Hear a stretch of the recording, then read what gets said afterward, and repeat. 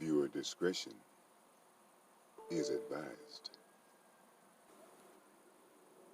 People are trying to paint this picture of Darren Vince as a bumbling buffoon.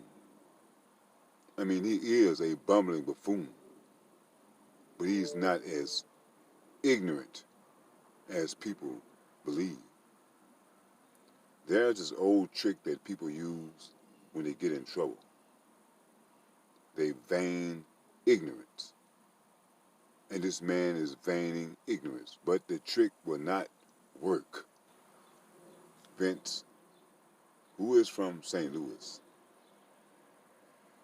has a company called Superhouse Entertainment LLC. That doesn't sound like a bumbling buffoon to me. On his Facebook page, he goes by the name Slim Vince and says he works in the music industry. He also said that he was a hotel steward supervisor. Doesn't sound like a bumbling buffoon to me. Darren Vince is doing what most people do, and it's called lying. He's lying to save his behind. He's trying to save Brittany Bowen's behind at the same time. These two people are as guilty as sin. I've been noticing that a lot of people are trying to muddle the waters by saying that it was Craig. It's Craig's fault. Craig was in the house when the abuse occurred. But how could Craig have been in the house when the abuse occurred, when the abuse started in 2018? This is only 2019. Darren and Brittany have a 1-year-old child together. That's 1 year. She was pregnant for at least 9 months. That's almost 2 years. So when did Craig abuse his child? He didn't. When this case jumped off and they were looking for the whereabouts of Darren Vince, Brittany Bowen said that Darren was staying with his brother. And now I see why his brother got the hell out of Houston. Whether he was involved or not, it is not good to be around Darren Vince. So I know that his brother knows what happened. It's just a matter of time before these facts are brought out. People are constantly trying to place Craig Davis in a home at the time of these abuses.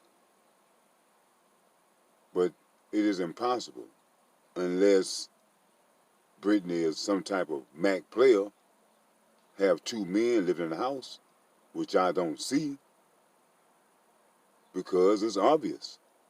They've been a couple for more than a couple years. They have a 1-year-old child. The abuse started in 2018. That's 1 year. That's not 2. For you illiterate people, a couple is more than 1. And from 2019 to 2018, that's 1 year. You have to go back to 2017 for it to be 2 years.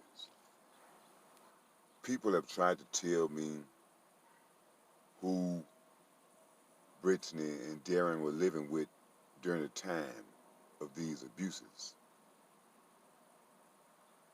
And it is written right here that she was living with her grandmother and Darren. Now, when I listen to that statement, I know for sure it wasn't Craig's mother, because I just can't see Craig's mother allowing Brittany and Darren to lay up in their house. So it had to be Brittany's mother. I am starting to question when exactly did Brittany and Craig called it quits? And how long has Darren Vince been in the picture? Because people keep trying to say that Craig abused his child. No. When you are taken to court with these cases involving CPS, although the father is not physically in the home, his name will be on that paper because he is the father. I must say that CPS did a real poor job. Whoever that caseworker is, she needs to be in prison. Or he, whoever the person is, they need to be in prison. You had signs of abuse. Weeks later, they come back, more signs of abuse. You put them back into the home. And 2 months after you put them back into the home, the child ends up dead. That's more than human error. That's just a complete fuck up. And that caseworker should be dragged to prison and thrown in prison along with Darren and Brittany. The hospital, they did their job. When they looked at the baby and saw these injuries and listened to the explanation, they immediately called CPS. But CPS constantly drops the ball. I'm not talking bad about CPS. I know for a fact CPS really doesn't give a damn about the children who they are supposed to be protecting. Because time and time again, children are placed back into homes to be hurt again and sometimes killed. This is what that CPS caseworker had to say. Reason to believe there was neglectful supervision on Bowen's part, but nothing more. Wait a damn minute. Neglectful supervision. That means that she can't supervise. She's not qualified to watch children. Isn't that enough? I mean, the girl got a skull injury, had to get half her skull replaced, coughing up blood. And 2 weeks later, 2 months later, after you place her back into the home, the child ends up dead. But you say the doctor could not confirm whether or not injuries were caused by abuse. So you placed her back into the home. Hey man, I've seen children taken out of home for much less and never returned. But time and time again, when I see children are actually abused, they are sent back into the home to be traumatized. Now they have to fend for themselves. They are only children. How can they protect themselves against adults? Here is one thing that is really pissing me off about all of this. Not once has Brittany or Darren said 2 simple words. I'm sorry. I am sorry for what happened. You don't say it. You keep trying to make yourself appear to be the innocent one. And something just happened beyond your control. You had control of this matter. And you messed up badly. And in spite of that, you just refuse to say, I'm sorry. You know why? Because sometimes your body won't let you lie. And people don't say sorry because it's something that they don't mean. And it's hard to say those words if they're not something that's coming from within you. You'll become slurred. You sound like a retard trying to say, I'm sorry. Although it's some petty words, I hear people use those words all the time. I'm sorry. I'm sorry. But at least say that. Show some type of remorse. You are showing none, especially Brittany, you are showing no remorse. I have heard that Craig Davis is pretty torn up about this, and I can imagine something like this will paralyze a parent. And for Brittany Barnes to go about her day doing interviews and just trying to present herself as this strong woman,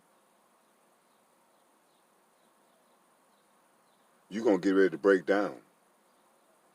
You think you can't break down in front of these cameras, but I guarantee you, when they put those bracelets around your wrist and put that orange jumpsuit on you and take you behind that big wooden door down at the Harris County Courthouse, you're going to break down to the ground. And I've seen people trying to make these people look innocent too. And to me, it makes no difference. They both are guilty. Whether one did it or not, they both are involved in it. And they both should get the same punishment. Doesn't make any difference if Darren was just a foul guy. He willingly participated and made himself the foul guy. So for being a damn fool, you have to pay the consequences. And even if Brittany didn't kill the child, and Darren did, she allowed this to happen. And people talking about the abuse in their home and said that Craig was abusing the child. If that was so, the abuse would have stopped when Craig got out of the home, which leads me to believe that it was Brittany that was doing the abusing, because the abuse continued and led to her death. So how the hell is Craig guilty in this matter? He may be guilty of not putting his foot down. I agree with that. But I don't think this man abused or killed his child. Sometimes young men, you have to learn how to put your foot down. And if you have to go to jail for certain things that's right, to jail you must go. Don't worry, don't ever be scared to go to jail. No one wants to go, but don't be scared to go for what's right. The saddest part about this whole case is that Malia was robbed of her childhood. You know how children like to go outside and play, go out and hang out with their friends, ride bicycles? She was only 4 years old. She never got a chance to do that. Play hopscotch, jump rope, pity pat, hang out with the other girls her own age. You people robbed her of that. She never got a chance to make it to elementary school, graduation, proms. You people robbed this baby of that, of her childhood. I can look at these pictures and without any doubt, Malia was going to grow up to be a very beautiful young lady, unlike her mother. I'm just wondering, was this woman jealous? Did Darren show Brittany too much attention? I mean, what was it? Why were you negligent in the supervision of your own child? If what you said was true about Darren being abusive and perverted and all this type of stuff, why in the hell did you leave your child around this man? You are a poor excuse for a mother. When Malia was getting these injuries, where the hell were you? Were you outside smoking cigarettes? I mean, what the hell, what were you doing? When Malia was hurt in their home. Why did the grandparent have to urge you to take her to the hospital? You couldn't see that your own child was injured and take her on your own. The grandmother had to urge you to take her to the hospital. When you tried to say that Malia fell from a tall chair and hit her head, did she fall or was she pushed? Because a fall will not make you have to get half your skull replaced. But a violent push, I might can see that. When Malia was brought into the hospital and she was coughing up blood, exactly what happened? Did one of you monsters punch that baby in the stomach? The truth is going to come out. We're going to find out exactly what type of monsters you two people are. You two co-conspirators, partners in crime. You robbed this baby from her precious life. Now, whatever lousy life that you two people have left, and whoever else helped you, that life is going to be snatched and taken away from you. Do you know that slavery is not over? When you go to prison, you become a slave. The 13th Amendment says that slavery has been abolished except for imprisonment and debts owed. So get ready to go into slavery. And one of you is going to the gallows. HPD might not be the best, but we have a damn good police department here. And you cannot bullshit them with these childish tales and excuses that you are giving. We, the people of Houston, we demand satisfaction and we demand justice for Princess Malia.